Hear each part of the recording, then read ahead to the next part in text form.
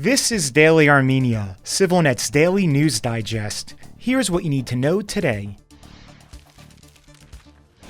The road to Kirants village in Armenia's northeastern Davos region remains closed to non-residents for a second straight day as border delimitation work in the area continues. The Bishop of Tavush, Bagrat Galstanyan, a leading figure in the ongoing protests, attempted to enter the village today but was refused. Yesterday, 30 protesters attempting to block the road were briefly detained by law enforcement. The authorities' reasoning for closing the village to the public remains unclear. We cannot say the purpose. We are just carrying out a service. We have a corresponding letter from the Defense Ministry. Tavush Police Chief Artur Mekrtichyan told Radio Azatuchun, RFERL's Armenian service. He emphasized that there is nothing illegal about the move because it is carried out by the police, and they do not have an obligation to let non-residents in. Earlier, the Interior Ministry announced it is restricting the entry of civilians to the area to ensure public safety as demining work continues. Residents of Kirants say they fear that at least some of their homes, fields, and graves will be lost in the border delimitation process with Azerbaijan, as the border passes near or through them.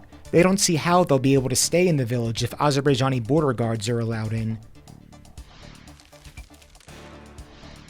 Armenia remains the freest country for the press in the South Caucasus and one of the best in the entire former Soviet Union, the Paris-based nonprofit Reporters Without Borders, or RSF, has determined. In the latest edition of its yearly World Press Freedom Index published today, Armenia ranks 43rd out of 180 countries surveyed with a score of 71.6 out of 100. That puts Armenia in what RSF calls a satisfactory situation with regard to media freedom. Armenia's position has steadily risen over the past few years, though it remained relatively stable this year, with an increase of just 1 point. This year, RSF specifically name-checked CivilNet as one of several independent news sites that are thriving and fulfilling an independent watchdog role that is essential in a democracy. Still, in a statement to CivilNet today, RSF pointed to room for improvement. Despite a pluralistic environment, the media landscape in Armenia remains polarized. The country is facing an unprecedented level of disinformation and hate speech, especially over the Nagorno-Karabakh territorial dispute and the ongoing threat of war with Azerbaijan. Some political groups carry out disinformation operations and target journalists.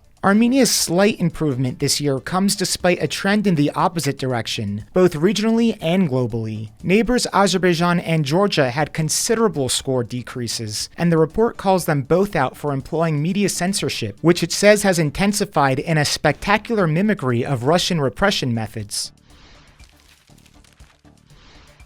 The top diplomats of Armenia and Ukraine had a rare phone call yesterday to discuss bilateral relations and political dialogue, according to an Armenian government readout. While other details were not made immediately available, the call between Ararat Mirzoyan and Dmytro Kuleba comes as relations between their two countries continue to warm. In recent months, Armenia has transferred shipments of aid to Ukrainian military hospitals and attended Ukraine-sponsored peace talks rejected by Russia. Prime Minister Nikol Pashinyan also explicitly stated in February that Armenia recognizes Ukraine's territorial integrity and is not an ally of Russia in regard to the war.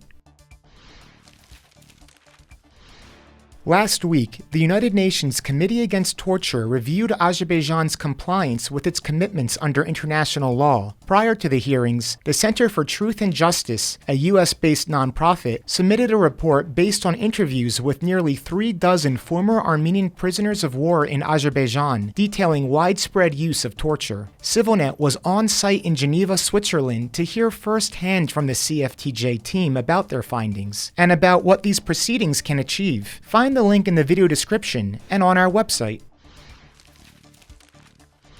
And finally, the CivilNet number of the day is 171. That's the number of new buses that will arrive in Yerevan over the next 6 months, according to the municipality, which confirmed the news today. 15 trolleys will also replace the existing worn-out ones. The timing appears to be significant, as Yerevan has instituted a major fare price hike that is set to go into effect in September. Many residents have criticized the unaffordability of the new prices and say they do not match the quality of services they receive. And as always, please follow CivilNet for the latest news and independent reporting from our contributors on the ground here in Armenia.